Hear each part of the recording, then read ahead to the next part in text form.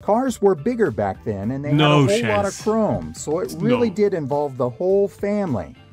Cars are bigger back then. Especially with the possibility of burns from the easy bake oven, shrinky dinks, or a wood burning kit. What the hell? Even lawn darts and clack. A oven for kids? My friends, is this true actually? Anyone watching me end up growing up in the 70s, if so, leave me a comment, my friend. That would mean the world to me.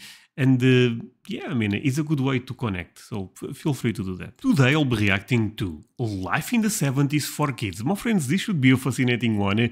I know I have a lot of, let's say, older people that watches me daily, and I want to know how do you guys end up growing up in America. But before I go into that, let me ask you for one thing. If you can leave a like, thank you so much. It's the best way to show support. If you can subscribe, well, in that case, forget about it. You make my day. Have that in consideration. Now, link for the original video in my description, and let's play. Oh, the 70s. Oh boy. What a decade to be alive in. This was a time when cars, music, clothes, and everything was different. Okay. If you were alive back then you got to experience life as it really was. So to add some context to this, my parents ended up growing up in the 70s, and I will see if I can identify things that they told me. Of course, growing up in Portugal versus growing up in America, I understand is quite different, but I have to ask this right away. Anyone watching me end up growing up in the 70s, if so, leave me a comment, my friend. That would mean the world to me. And yeah, I mean, it's a good way to connect, so feel free to do that. Fortunate that we did most of our idiotic things long before the internet. What? There was never any fear of someone recording us and then seconds later uploading it to share with the world. This is true. Technology in the 70s was relatively simple. Many kids had a close-and-play record player along with some 45 records. Okay, sorry for pausing, I'll run it back. But yeah, I remember my parents having a lot of those in the house. But yeah, this is not from my time at all. But I find the vinyl so beautiful, right? Simple. Many kids had a close-and-play record player along with some 45 records to play. Polaroid cameras were another cool item to have.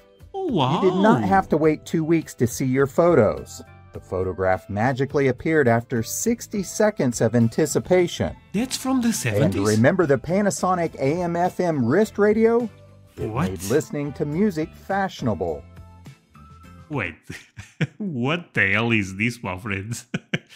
Panasonic Crazy's color radio? Anyone remembers this? I bet no. If you wanted to speak to someone, you either picked up the rotary phone and gave them a call, or you went over to their house. You certainly didn't have Facebook or Instagram to hide behind.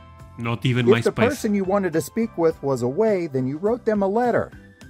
Back then, it was very common to have a picture. Sorry, but oh my god, no. This, for some reason, struck me right away.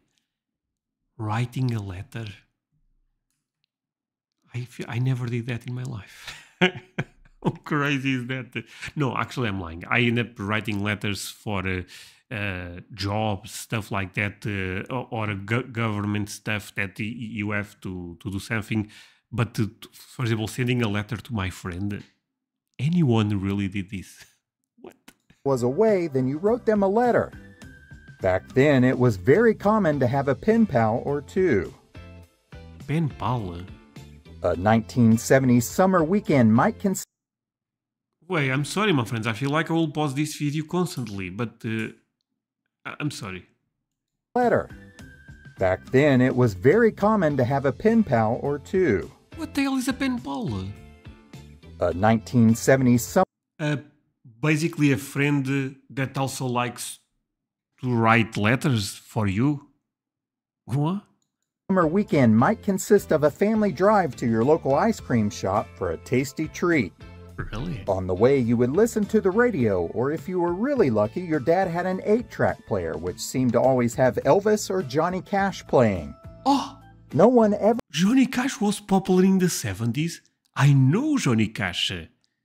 And the other guy that also got mentioned, Elvis. I think that one is also really famous.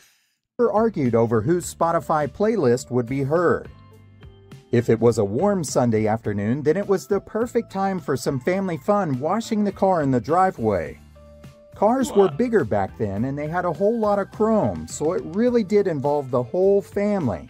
Oh, this cannot be correct, right, my friends? Did I understand this correct?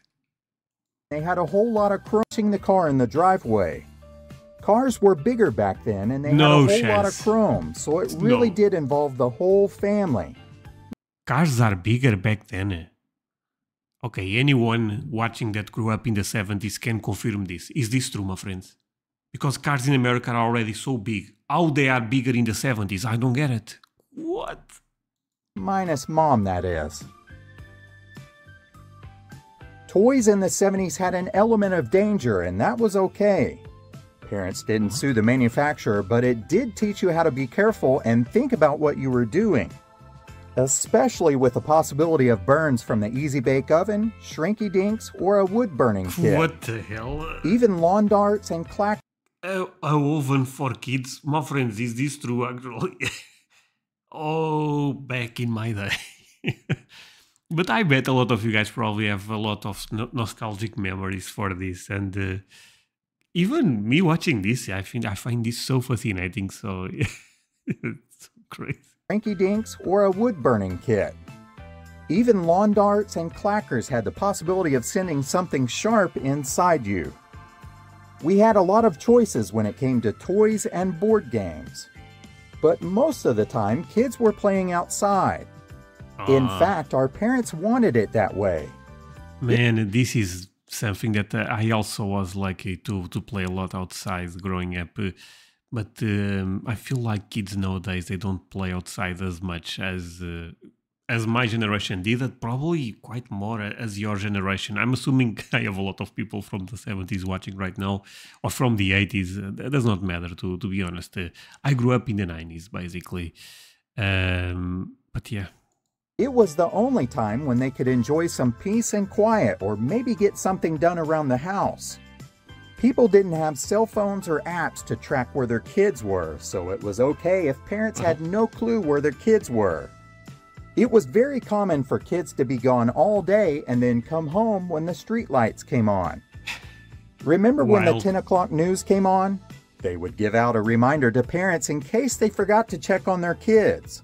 It's 10 o'clock. Do you know where your kids are?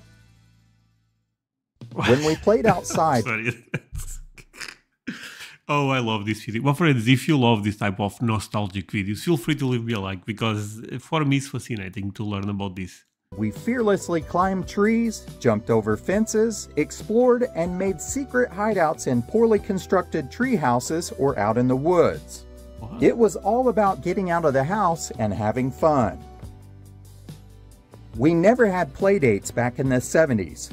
We just went outside and played. Eventually, other kids from the neighborhood would join in on the fun.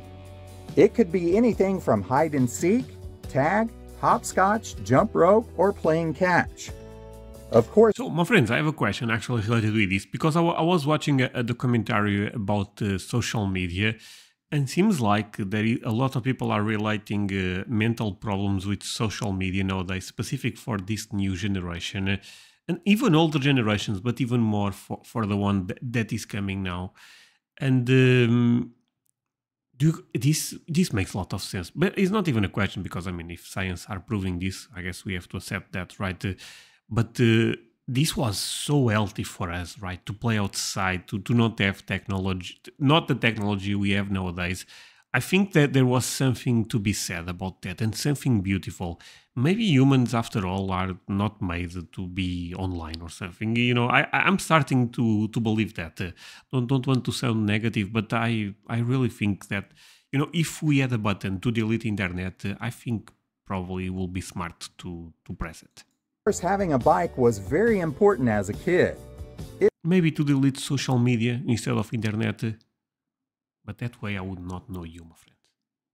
So never mind. It meant a little more freedom, and it could take you places further away. But what kid didn't love a little danger? We all enjoyed a good challenge from time to time and never backed down from it. How many trash cans or people could we jump over? I don't know, but let's find out. What? If you made it further than anyone else, it made quite an impression. If someone landed on the kid at the end, it made a good impression too. Just not the way that you expected. Okay, sorry, we are going to run that part back. This really ended up happening. How many trash cans or people could we jump over? I don't know, but let's find out. What? If you made it further than anyone else, it made quite an impression. If someone landed on the kid at the end, it made a good impression too. This is fake. Just not the way that you expected. My friends, what the hell was going on in this image? And oh man, there is an adult right there just chilling. Yeah, nothing special, just kids being kids. What? Not the way that you expected. Someone was going to be a winner and someone was going to be a loser, and that was okay. We would experience these ups and downs in our neighborhood and in sports. At some point, we all knew someone in a cast, and parents were never judged for not protecting their kids. And again, no lawsuits if you got hurt on someone else's property either. Childproofing in those days really only meant moving the ashtray off of the coffee table. Everything else seemed fair game. If we were ever confused on how we felt, we just turned to the old trusty mood ring. Silly Putty was how we shared our favorite comics or memes. We learned how to entertain ourselves even if we just had some sticks, and we could make a game out of anything. Using our imagination was just part of the learning experience. When it was hot outside, there was nothing better than a refreshing garden hose. Wait. Of course, don't forget. In the 70s, air condition was not a thing in the 70s, right? When America is so hot, how did you guys survive actually? To let it run a while, or the water was going to be too hot. But if we were really lucky, then we might have some Kool-Aid or Tang. If it was good enough for the astronauts, then it was certainly good enough for us. Sugar cereals such as Kool-Aid, Tang. What? Tang, I believe I'm aware of that brand, but Kool-Aid, is Kool-Aid a brand still? Tang, I believe I know it actually. Fruit Loops or Captain Crunch was a breakfast that we preferred. Well, unless you had some Pop-Tarts, I guess. You could grab that and head out the door to play with your friends. Cheese Whiz became the fun snack that you and your friends or siblings would see how much you could stuff into your mouth. Wait, what the hell is Cheese Whiz, my friends? This is not a brand anymore, right? Wait, is this some type of peanut butter? That you and your friends or siblings would see how much you could stuff into your mouth. Swanson TV dinners were an occasional treat so that your mom did not have to cook. It was extra special when the TV trays came out. That meant that something was coming on television and no one wanted to miss it. Nutrition over the years has changed a lot. We weren't trying to eat unhealthy, but we did the best with what we had. The crazy thing was that people seemed to be thinner, and perhaps because they were outside and more active. Yeah, I think this is the main reason, right? I think nowadays, and look, I speak for myself to be honest, we stay at home a lot. Yeah, back in the day, people probably to connect, they had to go to their neighbor house to visit family, I don't know. And that, of course, has a huge positive impact in our bodies. We did not have kids with peanut allergies or strawberry allergies, so sandwiches made with these ingredients were very popular at school. No one ever seemed to be on gluten-free, dairy-free, GMO-free, fat-free, or sugar-free diets. Yeah. Just pack whatever you wanted inside that metal lunchbox and call it good. Whatever was in there wasn't going to go bad in there for a few hours, and that was without ice packs like kids use today. Oh my god, those are so cool. Well, friends, I know I ask a lot of questions, but I mean, to be honest, I feel like we are a small community, so that's fine. But do you guys, watching this video, anything actually came back to your memory that you actually did not remember anymore and give you a sense of nostalgia? Did I explain myself well? English, not my main language, my friends. But if so, leave me a comment what? Because I'm so curious about this type of stuff. And look, real talk, I take a look at most of the comments. So feel free again to leave a comment. Secondhand smoke in the 1970s was something that we all experienced, whether someone smoked in your house or not. It was going to be everywhere else, and I do mean everywhere. As kids, we all had things that mimic adults and their addictions. We had bubble-blowing pipes, bubblegum cigars, candy cigarettes, Fun Dip, and even pixie sticks. What? For us kids, it was really all about getting more sugar. And so I remember when I was really young, chocolate cigarettes, but it was rare, because even at that time people thought that was not a great idea. who didn't want the candy bracelets or necklace? That was great when you were playing outside with your friends. We did not Wait, you can eat that? A bracelet?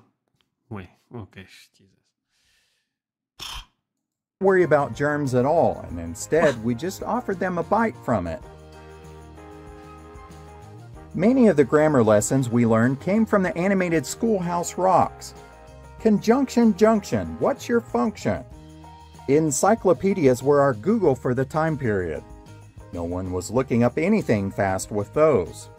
We may not have had the internet, Facebook, or Netflix, but we did have the next best thing. The picture view masters could take us to far-off places that we had never seen and might not ever go. What the hell was that Viewmaster? Oh my... Okay, my friends, you guys have a lot to explain. Like I said, the comment section is for you. You guys have to tell me, what the hell am I watching? Our tablets weren't high-tech, but we did have hours of fun drawing endless images on the Etch-a-Sketch. That I remember. It's still a thing After today. a hard day of playing outside, we would come in and relax a little in the tub with Mr. Bubbles. Television Mr. Bubble. programming went off the air at night, and with no cell phones or computers, it was much easier to get a full night's sleep. Well, there is nothing happening, yeah. It really is amazing to think about what all we did without helmets, seat belts, or cell phones. And you Heck, guys are even amazing. our mothers so- were smoking and drinking while they were pregnant with us. Oh my god, that's wild. Guys smoking and drinking. Well, you guys are fine, right? So Yet somehow many of us survived.